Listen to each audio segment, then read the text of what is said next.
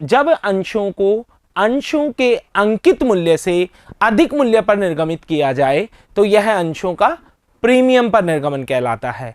अंकित मूल्य जो वह मूल्य होता है जो अंश का तय किया जाए कि एक अंश 10 रुपए का या 100 रुपए का होगा, और जब अंश को उससे ज्यादा 10 रुपए का शेयर 12 रुपए में, 15 रुपए में या 17 रुपए में, 20 रुपए में जारी किया जाए तो यह कहलाएगा अंशों का प्रीमियम या अधिमूल्यन पर निर्गमन। यह कंपनी के लिए लाभ है, अतः इसे जर्नल प्रविष्टि में क्रेडिट करते हैं, क्योंकि आपने कक्षा 11 में सीखा है कि समस्त लाभों को क्रेडिट किया जाता है। तो यहां पर प्रतिभूति प्रीमियम, सिक्योरिटीज प्रीमियम को भी क्या किया जाएगा, क्रेडिट किया जाएगा। जब अंशों को अंकित मूल्य से अधिक मूल्य पर, कौन से मूल्य पर, अधिक मूल्य पर निर्गमित किया जाए तो इस आधिक्य राशि को, यानी जो एक्स्ट्रा पैसा आप वसूल कर रहे हैं, जैसे 10 रुपए का शेयर आपने 12 रुपए पर जारी किया तो 2 रुपए जो आधिक्य है वो प्रीमियम कहलाता है, अधिमूल्य या प्रीमियम कहा जाता है, जो कि कंपनी के लिए क्या है, लाभ है, और लाभ होने के कारण इसे जर्नल एंट्री में क्या किया जाएगा, क्रेडिट किया जाएगा। लेकिन इंपॉर्टेंट प्रश्न ये उठता है कि सर हम तो अंश निर्गमन की 8 प्रविष्टियां करते हैं, तो कहां पर क्रेडिट किया जाएगा। प्रश्न में इस बात की सूचना आपको दी जाएगी कि प्रीमियम कौन सी किस्त में देय है, बंटन में देय है, प्रथम मांग में देय है, अंतिम मांग में देय है, या आवेदन के साथ देय है। ज्यादातर प्रश्नों में बंटन के साथ देय दिया जाता है कि प्रीमियम बंटन के साथ देय है। ऐसे सिचुएशन में वो बंटन के साथ क्रेडिट होगा। अगर प्रथम मांग में देय है तो प्रथम मांग के साथ क्रेडिट होगा, अगर अंतिम मांग में देय है तो अंतिम मांग के साथ क्रेडिट होगा, और अगर आवेदन में देय है तो आवेदन में क्रेडिट होगा। लेकिन अब अगला कंफ्यूजन ये है कि ठीक है, चलो ये तो समझ में आता है कि प्रथम मांग में प्रथम मांग के साथ क्रेडिट है, अंतिम मांग में अंतिम मांग के साथ, लेकिन इनकी भी दो एंट्रीज हैं।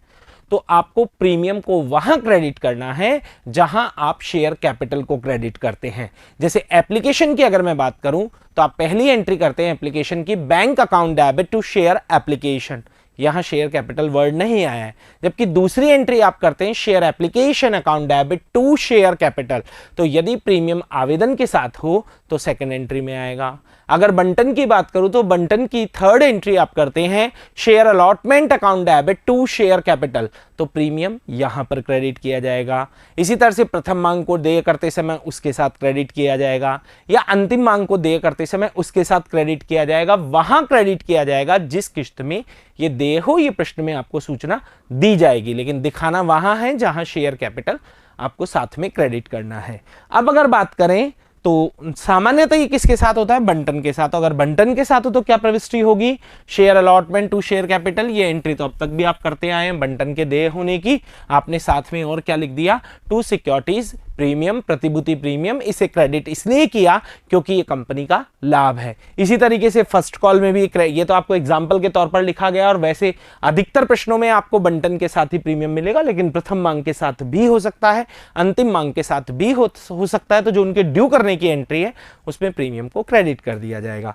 एक इंपॉर्टेंट ध्यान रखें, प्रश्न बोर्ड ने पूछा है कि प्रतिभूति प्रीमियम को चिट्ठा बनाते समय कहां दिखाते हैं, तो प्रतिभूति प्रीमियम को रिजर्व एंड सरप्लस में शामिल किया जाता है। दायित्व पक्ष में जो एक हेडिंग होती है रिजर्व एंड सरप्लस, उसके अंतर्गत शामिल किया जाता है। तो ये 1 मार्क्स का आपके क्वेश्चन बन सकता है, तो उसको ध्यान रखें। प्रतिभूति प्रीमियम को चिट्ठे में रिजर्व एंड सरप्लस शीर्षक, संचय आधिक्य शीर्षक के अंतर्गत दिखाया जाता है। अब आइए प्रीमियम को समझने के लिए आपकी पाठ्यपुस्तक का उदाहरण लेते हैं। उदाहरण संख्या 8।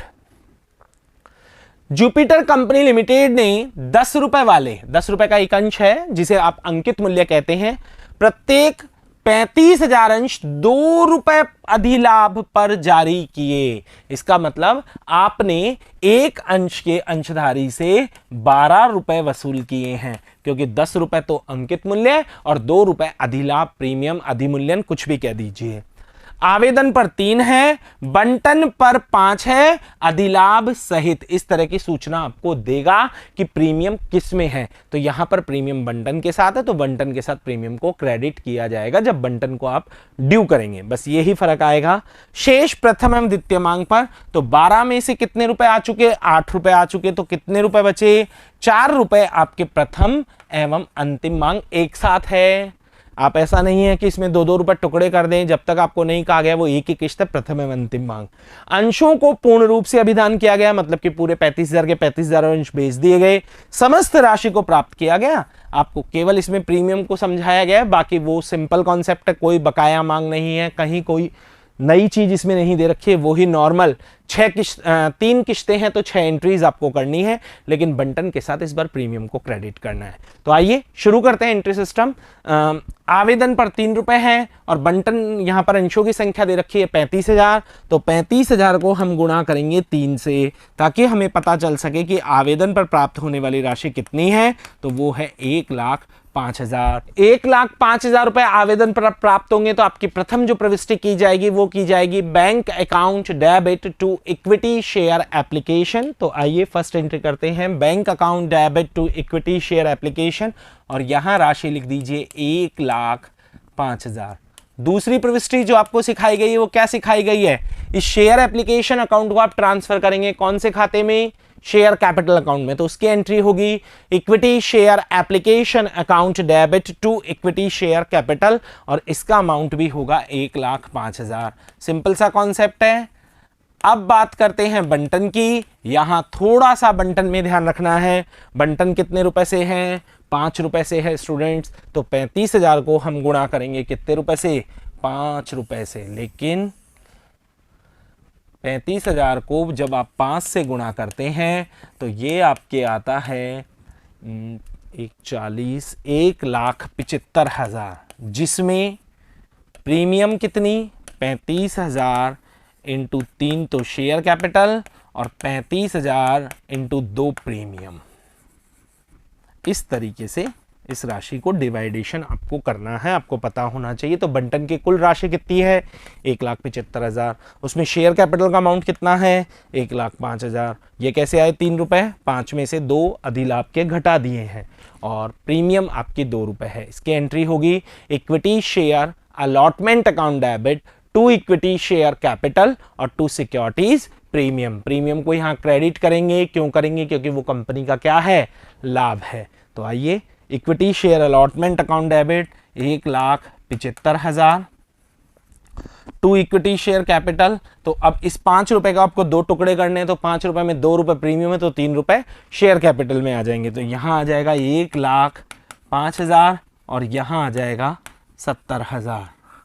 की जानकारी के लिए लिख देता हूं यहां पर, ये है 35,000 गुणा 2 और ये है 35,000 गुणा 3, और ये वाली राशि है 35,000 गुणा 5। इस तरीके से इन राशियों को डाला जाएगा। कहीं पर कोई बकाया मांग नहीं है, तो पूरा 1,75,000 प्राप्त होगा, और प्राप्त करने की वही एंट्री होगी bank account debit to equity share allotment, जिसकी राशि डाल दीजिए 1,75,000। अगर प्रथम एवं अंतिम मांग की बात की जाए स्टूडेंट्स, तो जैसा प्रश्न में बताया गया है कि वो शेष जो बचा वो है, तो 12 रुपए के अंश में से 8 रुपए आपके पास आ चुके हैं, तो 4 रुपए की प्रथम एवं अंतिम मांग है। जब आप 35,000 को 4 से गुणा करते हैं तो राशि आती है 1,40,000 रुपए।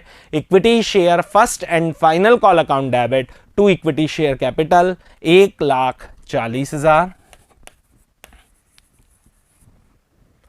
और पूरा पैसा प्राप्त हुआ है, कहीं कोई बकाया मांग नहीं दे रखी है, तो इसे प्राप्त करने की एंट्री होगी bank account debit to equity share first and final call, जिसकी राशि होगी 1,40,000।